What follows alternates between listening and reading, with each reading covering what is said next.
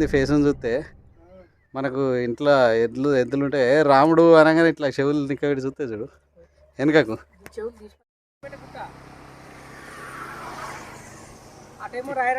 రాయరంపల్లి నుంచి పాతగూడూరు, ఇది కుక్కల గూడూరు వెళ్ళే రూట్లో మారేడుపల్లి విలేజ్ వచ్చే ముందు. ఏ ఊరు ఇది? ఇదే బ్రహ్మాండంగా శివలింగం ఉంది. పాతగూడూరు దాటి బసంగారు వెళ్ళే రూట్లో వెళ్తుంటే ఈ అడవిలో ఈ గుట్ట పక్కనే ఈ టెంపుల్ కనిపించింది. పాత టెంపుల్ ఇది, పురాతనమైన టెంపుల్ ఇది కూడా. గుడిశెలపేట శివాలయం అంట ఇది.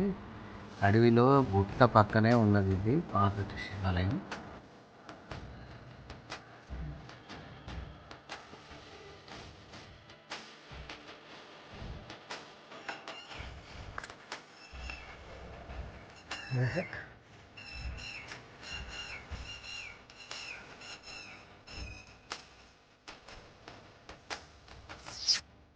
నంది ఫేస్ని చూస్తే మనకు ఇంట్లో ఎద్దులుంటే రాముడు అనగానే ఇట్లా చెవులు నిక్కబెట్టి చూస్తే చూడు వెనకకు అది కొమ్ము చెవులు కూడా పోయింది కానీ అది ఇట్లా తిరిగి చూసినట్టు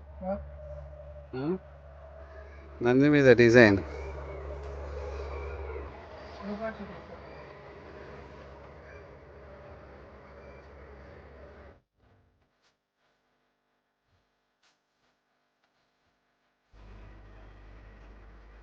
ఇంత కొండ గుట్టల మధ్యలో ఎక్సలెంట్గా ఉన్నది. ఒకసారి టెంపుల్ కూడా రౌండ్గా చూసేద్దాం. ఇది టెంపుల్ పరిస్థితి. ఇది మనం చెల్పూరు టెంపుల్ కదా చూసినట్టు ఇంతకుముందు వీడియోలో, ఇది లోపల సైడ్ ఉన్నటువంటి టెంపుల్. ఇది లోపల సైడ్ స్మూత్గా ఉంటుంది. ఇది ఫస్ట్ కన్స్ట్రక్షన్ చేస్తారు, బయటికి రఫ్గా ఉంటుంది. మళ్ళీ దీని చుట్టూ మళ్ళీ నీట్గా మళ్ళీ ఒక డిజైన్ తోటి పెడతారు. ఆ బయటి సైడ్ కట్టినటువంటి గోడ మొత్తం ఆ రాళ్ళు ఆ స్ట్రక్చర్ అంతా పోయింది, లోపలిది మాత్రం మిగిలింది. ఇప్పుడు లోపల సైడ్ ఎట్లుందో టెంపుల్లో కూడా ఒకసారి చూద్దాం. టెంపుల్ ముందు సైడ్ కూడా మంచి డిజైన్ తోటి చెక్కబడి ఉన్నది. కాకపోతే మనకు ఇప్పుడు సెవరల్ టైమ్స్ ఇట్లా పెయింట్ వేయడం వల్ల ఇది డైరెక్ట్ మన రాయి స్ట్రక్చర్ కనిపిస్తలేదు, అంత సున్నంతో నిండిపోయి ఉన్నది. కాకపోతే డిజైన్ చాలా బాగుంది. ఇది మొత్తం రాయితోటి చెక్కిందే.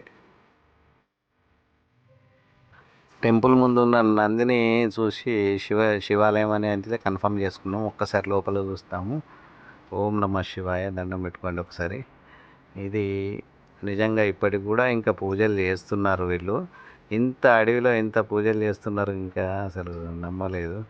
ఇప్పుడు టెంపుల్లో లోపల సైడ్ చూడండి, బయటకు చూసినప్పుడు అంతా రఫ్గా ఉంది కదా, లోపల సైడ్ చూడండి స్మూత్గా మంచిగా చుట్టూ గోడలు కానీ కనీసం గాలి ఎండ కూడా పడకుండా మంచిగా ఉంది. పైన స్ట్రక్చర్ కూడా చూడండి మంచిగా చాలా బాగుంది. పైకప్పు కూడా లోపల నుంచి స్మూత్గా ఉంది.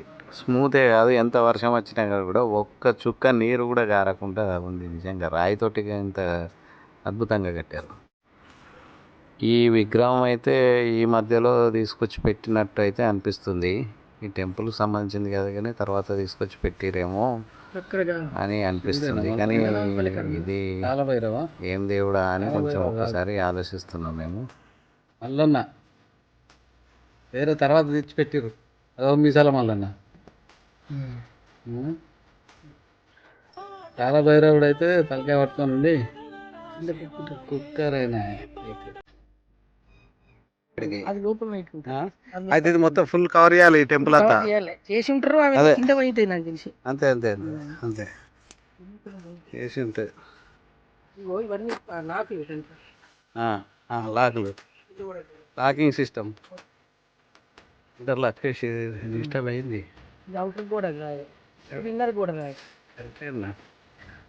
అసలు టెంపుల్ బయట ఎందుకు ఇంత రఫ్గా ఉన్నది అనుకున్నాం. బయట రఫ్ కాదు, బయట నుంచి ఇది ఈ రాయి నీట్గా ఉంటుంది, అది లోపల పక్కన.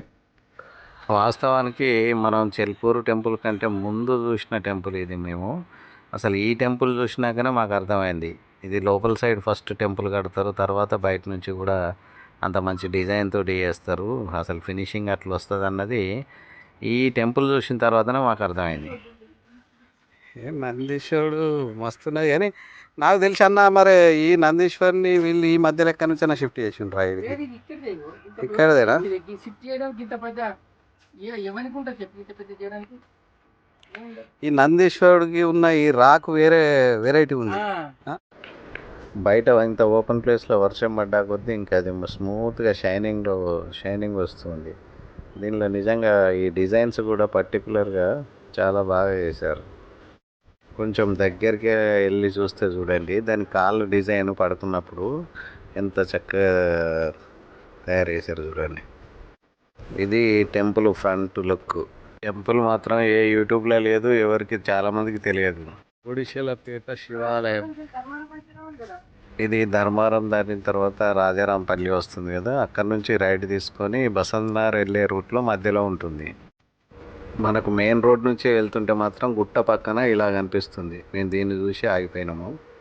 అదే దగ్గరికి వెళ్ళి చూస్తే ఇలా కనిపిస్తుంది. ఇది మాత్రం ఫ్రంట్ లుక్ మాత్రం ఇలా ఉంటుంది. నిజంగా టెంపుల్ చిన్నది పెద్దది అనేది ఏమి ఉండదండి.